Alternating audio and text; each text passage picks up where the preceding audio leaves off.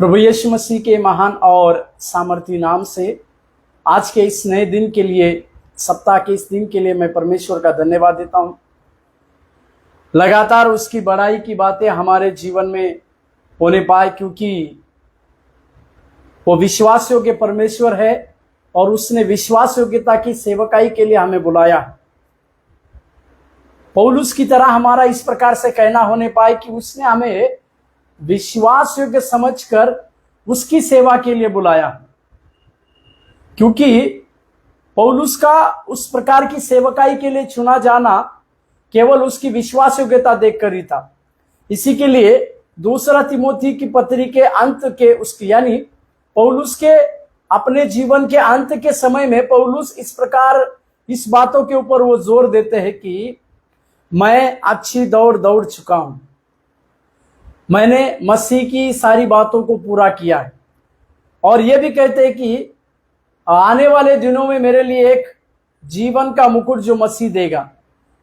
इस प्रकार की बातें जब पौलुस अपने जीवन से कहते हैं तो उस बातों को हम समझ नहीं पाए। साथ ही प्रेरितों के काम में पवित्र आत्मा के अभिषेक की बातों को प्राप्त कर कर पवित्र आत्मा की सामर्थ्य को प्राप्त करने के बाद प्रेरितों ने सबसे पहली एक बात को किया, जो थी मसीह यीशु के जी उठने की गवाही को बताया। हालेलुया, प्रभु के नाम की महिमा और प्रशंसा हो। ये मसीह जी उठने की गवाही को देना मतलब क्या था, इसको हम समझने की जरूरी है कि मसीह जो है हमारे लिए जी उठा है, मसीह जी उठा है। ये बातें जो है वे लोग बड़ी सारे लोगों के बीच में बिना डर के वो कहते थे। थोड़ा सा उस समय की बातों को देखेगा, ये वही चेले थे जो यीशु मसीह को पकड़वाने के बाद फिर गए थे बोलकर यूहन्ना लिखता है, और वो तितर बितर हो गए थे बोलकर भी यूहन्ना स्पष्ट करता है। अभी तीसरे दिन मैं जी उठूंगा बोलकर प्रभु यीशु मसीह ने यह बात अपने चेलों को कही थी, परंतु मरियम मगदलानी कुछ स्त्रियों को लेकर ही उस कब्र के पास चली जाती है। ध्यान दीजिए, यीशु मसीह का उस समय कोई भी शिष्य, कोई भी चेला उस समय उपस्थित नहीं था, केवल मरियम ही उस जगह पर थी। और वो परमेश्वर को पहला दर्शन करने वाली बनती। उसके बाद परमेश्वर पवित्र आत्मा के पेंटिकॉस्टल के दिन में उस पवित्र आत्मा के अभिषेक की बातें उंडेलने के बाद पतरस, जो कई बार प्रभु यीशु मसीह को आसानी से इनकार किया हुआ था, थॉमस जो यीशु मसीह के ऊपर संदेह लेने वाला था, वे सारे लोगों के जीवन में ट्रांसफॉर्मेशन होता है। यही पौलुस उन्हीं यहूदी लोगों के सामने खड़ा होकर प्रभु यीशु मसीह के जी उठने की गवाही को देता है। परमेश्वर के नाम की महिमा और प्रशंसा। आज यीशु मसीह के जी उठने की गवाही जो है हमारे जीवन में बड़े से बड़े कार्य करने के लिए हमें और ऊंचा बनाती है, जिसको हम समझने की जरूरी है। इसी के लिए आज के इस सत्र में या आज के इस विषय में मैं आपको मसीह जो मृतकों में से जी उठने वाला पहलौठा है, इसके विषय में हम बात करने वाले। मृतकों में से जी उठने वाला पहलौठा, इस विषय के ऊपर हम कुछ बातों को आज के दिन में सीखेंगे। मृतकों में से जी उठने वाला प्रभु यीशु मसीह पहला है, और यीशु मसीह के द्वारा मृतकों में से कुछ लोग जी उठे। जैसे याईर की उस पुत्री को प्रभु यीशु मसीह ने, याईर नामक उस विधवा के बेटे को प्रभु यीशु मसीह ने जीवित किया, लाजरस को जीवित किया, और एक बच्ची को पतरस के घर के समय में जाके प्रभु यीशु मसीह के द्वारा जी उठने वाले लोग वो अलग। परंतु ये बात यीशु मसीह क्यों किए? क्योंकि यीशु मसीह के पास वो अधिकार है। यीशु मसीह के पास उस प्रकार की पर्याप्त सामर्थ्य थी कि मृत्यु को हराकर या मृतकों में से जी उठने का पहलौठा बनने का अधिकार केवल और केवल प्रभु यीशु मसीह के पास है। इसी के लिए मैं आज इस प्रकार से कहूं, मृतकों में से जी उठने वाला पहलौठा वो कोई और नहीं, प्रभु यीशु मसीह, क्योंकि इसके बारे में वो कब्र देखी जाई गई जो आज भी खाली है, और यरूशलेम के उस यरूशलेम में आज भी जहां पर यीशु मसीह का शव रखा गया था वो कब्र आज भी खाली है। और उसी कब्र में एक वाक्य इंग्लिश में लिखा हुआ है, उसका अनुवाद इस प्रकार से है, वो यहां नहीं है परंतु वो जी उठा है। हालेलुया। वो जी उठा है बोलकर जो लिखा है, उसी के आधार पर हमारे लिए कई एक विजय को मिलता है। हमें कई एक प्रकार की ना केवल सांत्वना परंतु कई एक प्रकार के विजय भी हमें मिलती है। एक वचन पढ़िएगा, प्रकाशित वाक्य 1 अध्याय के 5वें वाक्य देखिए। प्रकाशित वाक्य 1 अध्याय 5वां वाक्य। पर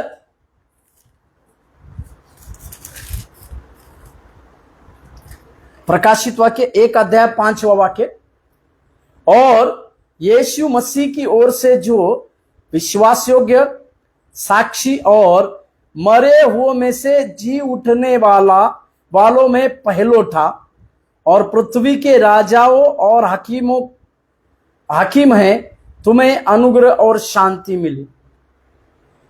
यूहन्ना को जब पतमुस नामक टापू में परमेश्वर इस प्रकाशित वाक्य लिखने के लिए कहते हैं तो इन 7 कलीसिया के लिए एक विशेष अभिवादन की बातों को यहां पर हम देखते हैं।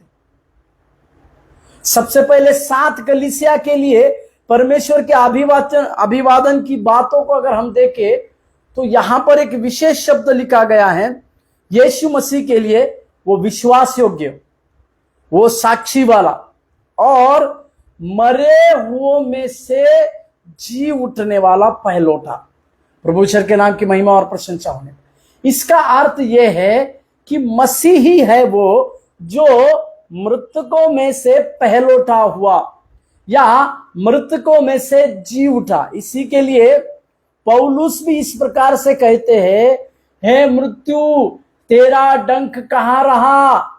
इस प्रकार से, क्योंकि यीशु मसीह ने इस मृत्यु को हरा दिया है। इस प्रकार से, और 18वें वचन को देखेगा, प्रकाशित वाक्य 1 का 18 में देखिए, परमेश्वर खुद स्वयं अपने आप को यूहन्ना को इस प्रकार से प्रकट कर, मैं मर गया था और अब देख युगानुयुग जीविता हूं। यूहन्ना को परमेश्वर अपने आप को इस प्रकार से प्रकट कराते हैं कि वो परमेश्वर युगानुयुग जीविता परमेश्वर है। वो परमेश्वर जो जी उठा है, मृत्यु की डंक को हराकर जो परमेश्वर जी उठा है वो अभी नहीं मरने वाला, वो युगानुयुग जीविता परमेश्वर है। प्रभु के नाम की महिमा और प्रशंसा। यहां पर जो प्रकाशित वाक्य का पहले अध्याय के 5वें वाक्य में जो हमने पढ़े, परमेश्वर को एक दूसरा नाम दिया गया है, वो है मृतकों में से जी उठने वाला पहलौठा। मेरे प्यारो, आज इस बात को आप और हम ध्यान देने की आवश्यकता है कि वो परमेश्वर मृतकों में से जी उठना मतलब हमारे लिए एक बड़ी बात है। एक वचन को हम देखेंगे, इब्रानी की पत्री उसका 2 का 14। कई बार हम यीशु मसीह ने शैतान को हरा दिया कह के इस प्रकार की बातों को हम दोहराते हैं, परंतु वचन क्या वो बतलाती है।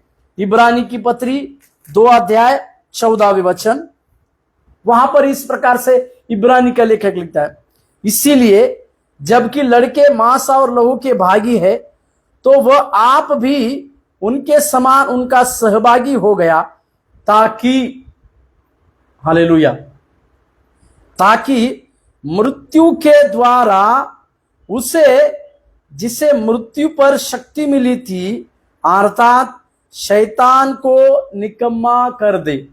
यहां पर हिंदी में निकम्मा बोलकर लिखा हुआ है, परंतु इंग्लिश में डिस्ट्रॉय बोलकर लिखा है। मतलब प्रभु यीशु मसीह ने शैतान को केवल हराया नहीं, शैतान को पूरी रीति से नष्ट किया है। हालेलुया। इसी के लिए हम अपने जीवन में इस बात को समझने पाए कि शैतान को पूरी रीति से नष्ट करने वाला परमेश्वर वो हमारे साथ है।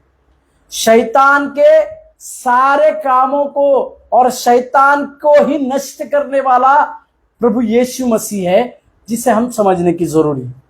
इसी पहलोटों की बातों में हम आगे की ओर बढ़े। यहां पर जैसे मैंने कहा, प्रभु यीशु मसीह को एक नया नाम दिया, वो मृतकों में से जी उठने वाला पहला। और एक वचन पढ़िए, प्रेरितों के काम 26 के 23 में, प्रेरित 26-23, प्रेरितों के काम 26 अध्याय के 23वें वचन।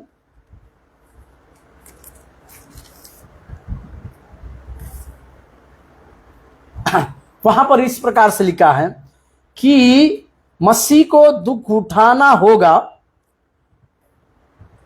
और वही सबसे पहले मरे हुए में से जी उठकर, हालेलुया, हमारे लोगों में और अन्य जातियों में ज्योति का प्रचार करेगा। अपने अग्रिप्पा राजा के सम्मुख में पौलुस अपने जीवन, अपने हृदय के परिवर्तन की बातों को एक गवाही के रूप में जब कहते हैं, और गवाही के रूप में कहते समय वो यीशु मसीह के कार्यों का वर्णन भी वहां पर करते हैं। प्रभु के नाम की महिमा और प्रशंसा।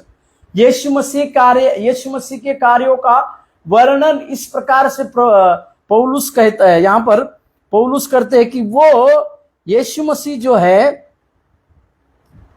दुख उठाने के बाद सबसे पहले मरे हुए में से जी उठा, और सबसे पहले मरे हुए में से जी उठकर यीशु मसीह ने अन्य जातियों में एक ज्योति की तरह प्रचार किया बोलकर लिखते हैं। उसमें से यीशु मसीह जो है पहला है जो जी उठा है। इस विषय को हम समझ रहे हैं। यीशु मसीह, बाइबल हमें पूर्ति करते कि यीशु मसीह के एक दूसरा नाम दिया है, वो है मृतकों में से जी उठने वाला पहलोठा। और एक वचन देखिएगा, कुलुसियों का पत्री 1:15 को देखिएगा।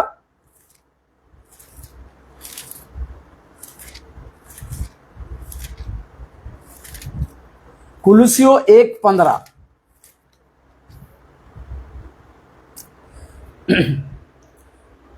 वह तो अदृश्य परमेश्वर का प्रतिरूप और सारी सृष्टि में पहलोटा है।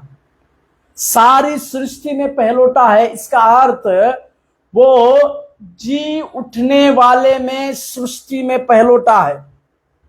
जैसे शुरुआत में मैंने कहा कि यीशु मसीह के द्वारा जी उठे कुछ लोग तो है, परंतु यीशु मसीह जी उठना ये बड़ी बात है। इसी के लिए इस सृष्टि में, इस परमेश्वर की इस सृष्टि में जी उठने वाला पहलोटा अगर कोई है तो मसीह यीशु है।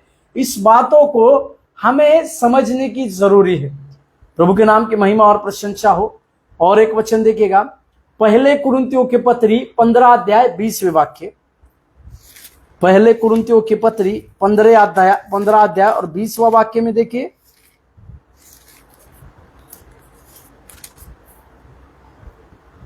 पहला कुरिन्थियों के पत्री 15 अध्याय और 20वां वाक्य। परंतु सचमुच मसीह मुर्दों में से जी उठा है, और जो सो गए हैं उनमें वह पहला फल हुआ। हालेलुया। यहां पर पौलुस पुनरुत्थान के बारे में जब कई एक प्रकार की बातों को लिखता है तो एक बात कहते हैं कि सचमुच में, जैसे प्रभु यीशु मसीह यूहन्ना की पत्री में मैं तुमसे सच सच कहता हूं इस विषय को कहते, इस बात को कहते हैं, उसी तरह से प्रेरित पौलुस भी एक बात को कहते हैं, वो ये कि वो कहते हैं कि मैं सचमुच में मसीह मुर्दों में से जी उठा है और जो पृथ्वी में सो गए, मतलब यीशु मसीह के पहले जो संत लोग आए, अब्राहम, इसहाक, याकूब, याकूब के बाद उसके 12 पुत्र, फिर परमेश्वर ने मूसा नबी को भेजा, फिर उसके बाद यहोशू, कालेब, फिर भविष्यवक्ताओं को भेजा, यशायाह, यिर्मयाह, दानियल, और फिर छोटे भविष्यवक्ताओं को भेजा, आमोस, मलाकी, हबक्कूक। ये सारे लोग जो है मर गए और सो गए बोलकर लिखा है, और वे जी उठे नहीं। इस प्रकार की बातों को हम देखें, वे जी नहीं उठे, परंतु उन सब में से मसीह जो है वो पहला है जो उसमें से मृतकों में से जी उठने वाला मसीह पहला है। इस बातों को पौलुस भी अपने इस सेवा क्षेत्र की बातों में पूरी करते हैं, जिसको हम समझने की जरूरत है। और एक वचन देखिएगा, उसी पहले कुरिन्थियों के पत्री 15 अध्याय के 53वें वाक्य, पहले कुरिन्थियों के पत्री 15 अध्याय और 53वें वाक्य, क्योंकि आवश्यक है कि यह नाशवान देह अविनाशी को पहन ले और यह मरणहार देह अमरता को पहन ले। यहां पर पुनरुत्थान की देह के बारे में जब पौलुस कई एक प्रकार की बातों को लिखते हैं, उसमें से पौलुस का एक जगह पे वो लक्ष्य केंद्रित करते हैं, वो ये है कि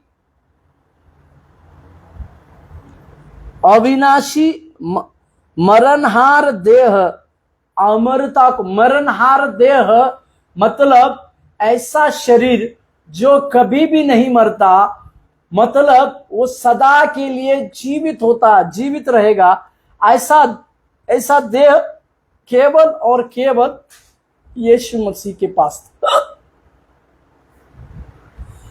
इसी के लिए इस बातों को भी हम अपने जीवन में समझने पाए, अपने जीवन में जानने पाए कि मसीह का, यानी मसीह वो ही है जो पहलोटा, मृतकों में से जी उठने वाला वो पहलोटा बना, जिसको हम और आप यहां समझने की जरूरी है। और एक वचन पहला यूहन्ना 3 अध्याय के 2 वाक्य में देखिए, पहला यूहन्ना 3 अध्याय और उसका 2 वाक्य, पहला यूहन्ना 3 अध्याय और उसका 2 वाक्य देखिए। हे प्रियो, अब हम परमेश्वर की संतान हैं और अभी तक यह प्रकट नहीं हुआ कि हम क्या कुछ होंगे।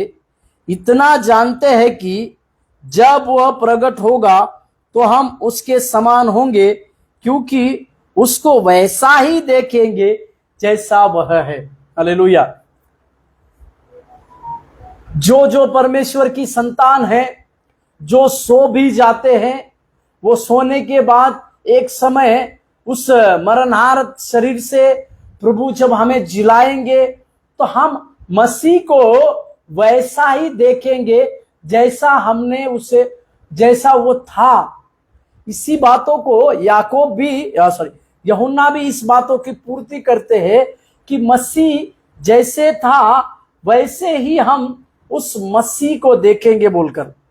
इस बातों से, इन वचनों से हम एक बात साबित होती है, वो ये कि मसीह ही है जो मृतकों में से पहलोटा बना।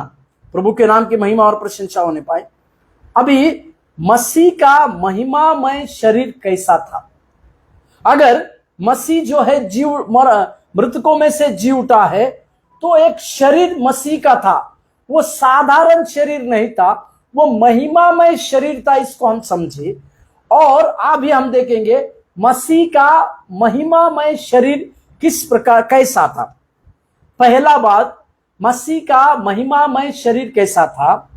मसीह का महिमामय शरीर कैसा था, उसमें सबसे पहली बात, वह आत्मिक था या नियमों तक सीमित नहीं था। सबसे पहली बात, वो एक आत्मिक महिमामय शरीर था और किसी भी नियमों में वे सीमित नहीं था। इसके लिए लूका के 24वें अध्याय को अगर हम निकालते हैं, लूका के 24वें अध्याय में, वहां पर उमाउस के दो चेलों की जो चर्चा हो रही थी। उमाउस के दो चेले जो है उस नगर में जाते समय यीशु मसीह जो क्रूस पर मरे उनके बारे में चर्चा कर रहे थे। और पवित्र शास्त्र ये बतलाती है, एक वचन मेरे साथ खोलिएगा। हाँ, लूका रचित सुसमाचार 24वें अध्याय, लूका रचित सुसमाचार 24वें अध्याय और उसका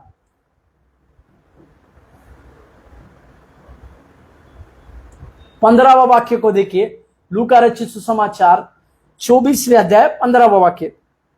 और जब वे आपस में बातचीत और पूछताछ कर रहे थे तो यीशु आप पास आकर उनके साथ हो लिया। मतलब ये इस प्रकार से आत्मिक शरीर थी परमेश्वर यीशु मसीह की, वो उन चेलों के साथ चल रहे हैं। जो चेले यीशु मसीह के क्रूसिफिकेशन के बारे में चर्चा कर रहे हैं, जो गलील में यीशु मसीह क्रूस रोहन हुआ उसके बारे में चर्चा कर रहे थे, परंतु यीशु मसीह उनके साथ चल रहे हैं। मतलब यीशु मसीह को एक शरीर दिया गया है जो चल रहे हैं। और एक वचन, और एक यूहन्ना के 20वें वचन को निकालेगा। यूहन्ना 20वें अध्याय, वहां पर लिखा हुआ है,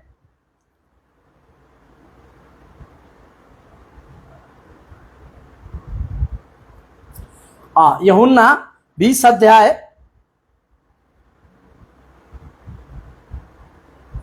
19वें वाक्य देखिएगा। यूहन्ना 20:19।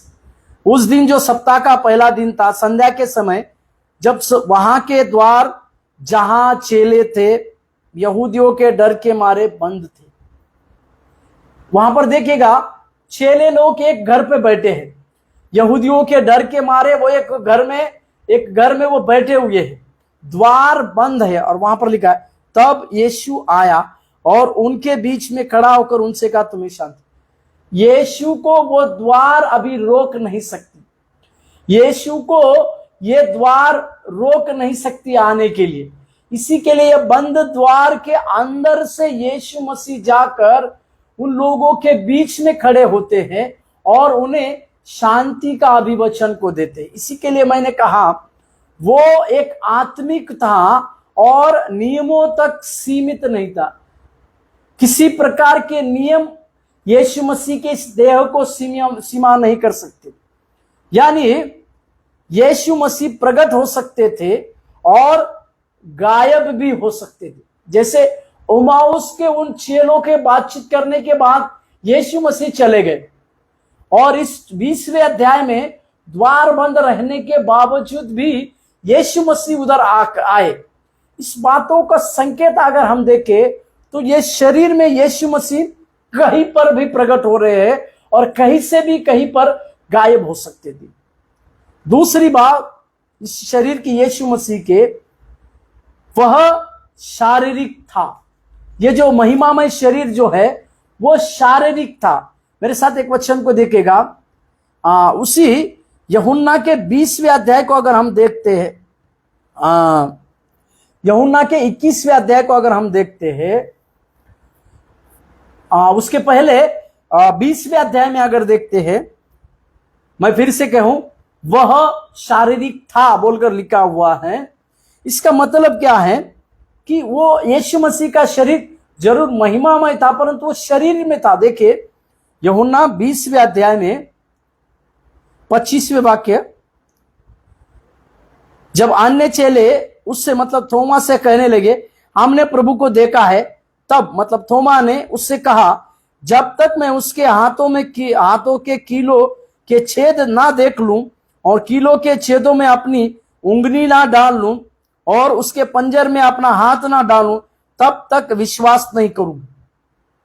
अभी थोमा का एक संदेह है कि जरूर चेले लोग कह रहे कि हमने मसीह को, जी उठे मसीह को देखा, परंतु थोमा के मन में इस प्रकार से संदेह है कि जब तक वो मसीह के उस कीलों में जहां पर छेद है उसमें हाथ ना लगाए और उंगली ना डाले और पंजर में अपना हाथ ना डाले, तब तक वो मसीह जी उठा है बोलकर यकीन नहीं करेगा बोलकर।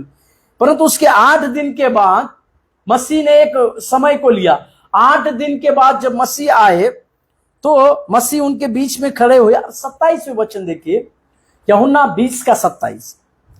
तब उसने थोमा से, मतलब यीशु मसीह ने थोमा से कहा, अपनी उंगली यहां लाकर मेरे हाथों को देख और अपना हाथ लाकर मेरे पंजर में डाल और अविश्वासी नहीं परंतु विश्वासी बन। मतलब यीशु मसीह का शरीर जो है वो शारीरिक ही है। 8 दिन के समय के बाद यीशु मसीह का यह शरीर शारीरिक है। इसी के लिए यीशु मसीह थोमा को अपने उस जहां पर कीले मारे गए थे उसमें कीले में, उस कीले मारे वाली जगह में उसको उंगली डालने के लिए कहते हैं और जहां भाला लगाया था उसमें पंजर में हाथ लगाने के लिए कहते। इसी के लिए उसे इस प्रकार से हम कहें वो शारीरिक था। और एक जगह पर मैं आपको दिखाता हूं, 21वें अध्याय को देखिए।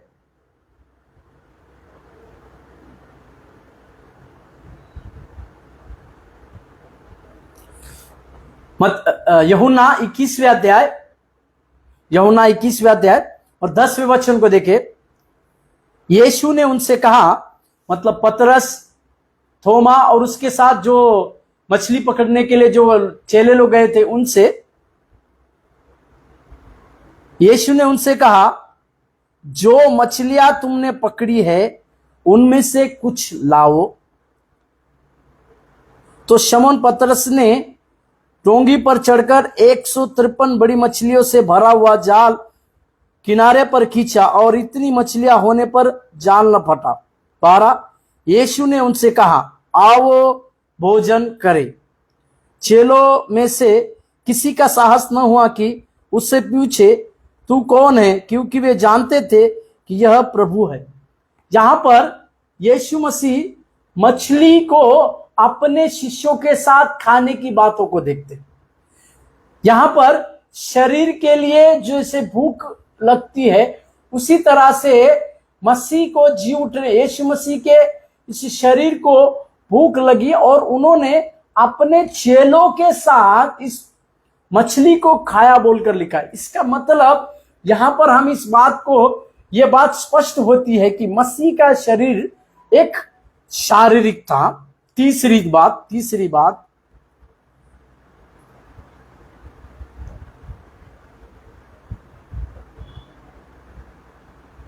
और मसीह, जैसे मैंने हाथों और पैरों में चेलों को घाव भी दिखा सकते थे, जैसे हमने 20वें अध्याय की बातों में पढ़ा। तीसरी बात, वह सामर्थ्यशाली था। हालेलुया। मसीह का यह देह ना केवल साधारण था परंतु एक सामर्थ्यशाली देह भी था। एक वचन मेरे साथ पढ़िएगा, प्रेरितों के काम 1 अध्याय 9 वचन से 11वें वचन। प्रेरितों के काम 1 अध्याय 9वें वचन से 11वें वचन। यह कहकर वह उनके देखते देखते ऊपर उठा लिया गया और बादल ने उसे उनकी आंखों से छिपा लिया। उसके जाते समय जब वे आकाश की ओर ताक रहे थे तो देखो, 2 पुरुष श्वेत वस्त्र पहने हुए उनके पास आ खड़े हुए और उनसे कहा, हे गलीली पुरुषों, तुम क्यों खड़े आकाश की ओर देख रहे हो? यह यीशु जो तुम्हारे पास से स्वर्ग में उठा लिया गया, जिस रीति से तुमने उसे स्वर्ग को जाते देखा है, उसी रीति से वह फिर आएगा। हालेलुया। मतलब ये मसीह का शरीर, यानी मसीह का ये महिमामय शरीर एक सामर्थ्यशाली था। यानी चेलों को बातचीत करते करते वह स्वर्ग में उठा लिया जा रहा है और स्वर्गदूत उसकी गवाही को दे रहे हैं। वो गवाही ये थी कि जैसे तुम मसीह को जाते हुए देख रहे हो, उसी प्रकार से तुम उनको आते हुए भी देखोगे। इसका मतलब ये बात हमें स्पष्ट करती है कि मसीह का वो महिमामय शरीर सामर्थ्यशाली था। चौथी बात, वो महिमामय था। जैसे मैंने इसके पहले भी कहा, पर एक वचन को पढ़िएगा, लूका 24 के 31 को देखिएगा। वो शरीर महिमामय था। 24 के 31 में देखिए, लूका 24 और 31। तब उनकी आंखें खुल गई और उन्होंने उसे पहचान लिया और उनकी आंखों से छिप गया। उमाउस के उस दो चेलों की इस घटना को हम देख रहे हैं। यीशु मसीह ने उनकी आंखें खोल दी और उन्होंने तुरंत पहचान लिया कि ये मसीह यीशु ही है। और वो उनके आंखों से, फिर वो उनकी आंखों से छिप गया, मतलब वो गायब हो गए। इसका मतलब मसीह का ये शरीर एक महिमामय था।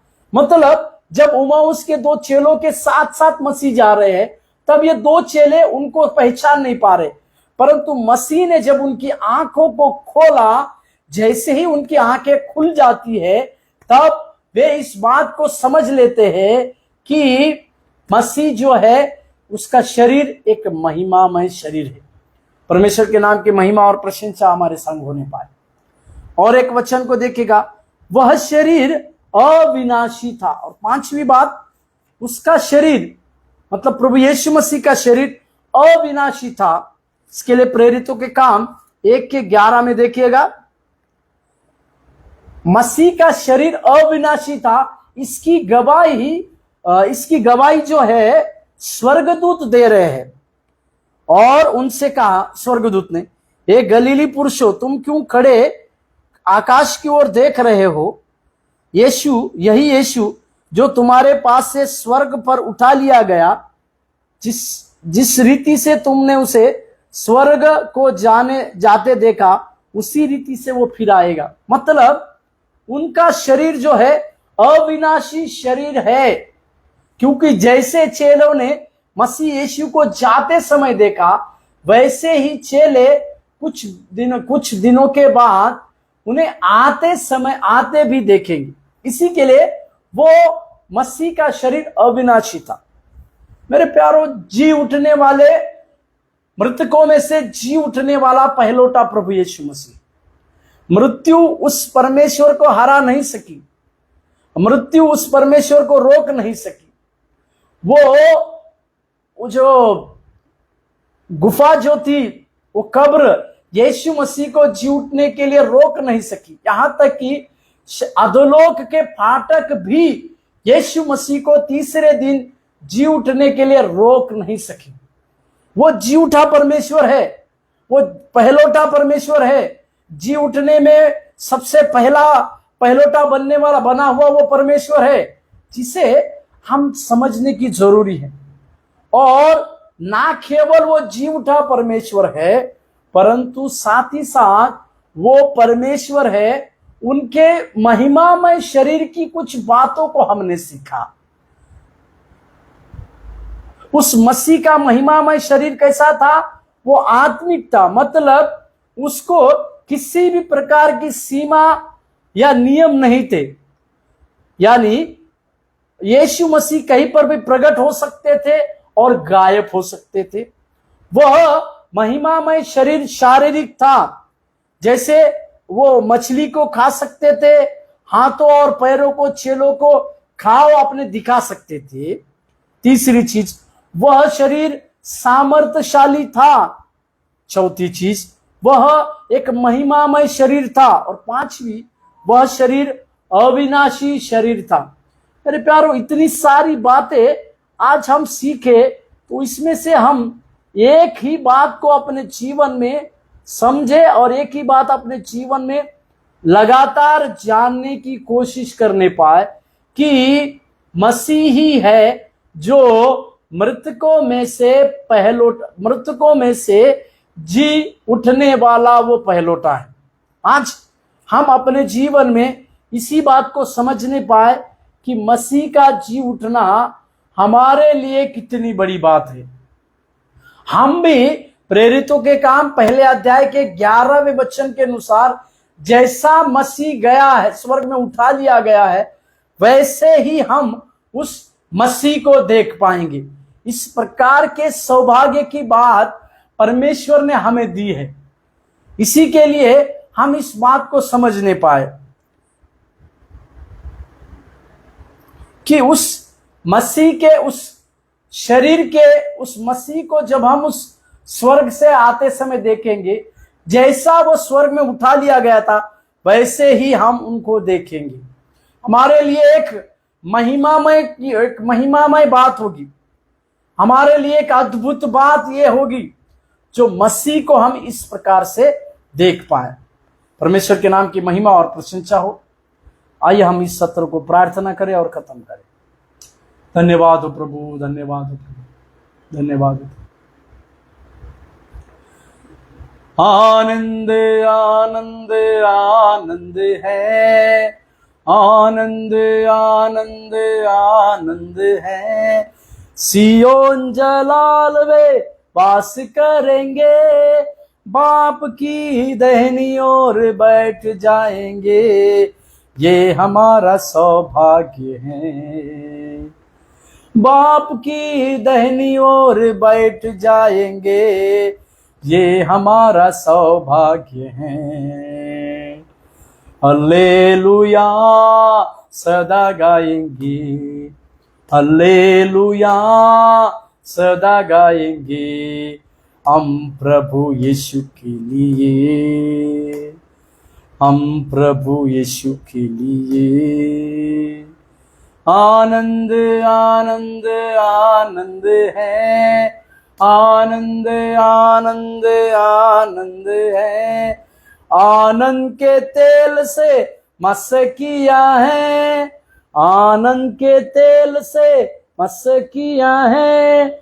अपना बेटा हमें बना लिया, ये हमारा सौभाग्य है। अपना बेटा हमें बना लिया, ये हमारा सौभाग्य है। हल्लेलुया सदा गाएंगे, हल्लेलुया सदा गाएंगे हम प्रभु यीशु के लिए। स्वर्गीय परमेश्वर प्रभु, मृतकों में से जी उठने वाले आप पहलौठे हैं प्रभु। इस बात को हमारे जीवन में एक मोहर की तरह हम बना के रखने पाए, क्योंकि आपका जी उठना हमारे लिए सबसे बड़ी विजय की बात थी। और इस बात को परमेश्वर आपके कई एक वचनों के द्वारा हमारे ऊपर प्रकट करने के लिए हम आपको धन्यवाद देते प्रभु जी। आपकी बड़ी महिमा की बातों के लिए धन्यवाद देते, आपकी प्रशंसा के लिए धन्यवाद देते, आपकी स्तुति करते हैं राजा, आपको महिमा देते हैं, आपको आदर देते हैं प्रभु, क्योंकि आप सारे बातों के योग्य परमेश्वर। धन्यवाद देते, धन्यवाद देते, धन्यवाद देते। महिमा आदर आपको देते हुए यीशु मसीह के नाम से प्रार्थना को मांगते प्रभु, आमीन, आमीन। प्रभु आप लोगों को आशीष देने पाए। इस वीडियो को अपने लोगों तक शेयर कीजिएगा, इस वीडियो को अपने लोगों तक शेयर कीजिएगा। धन्यवाद।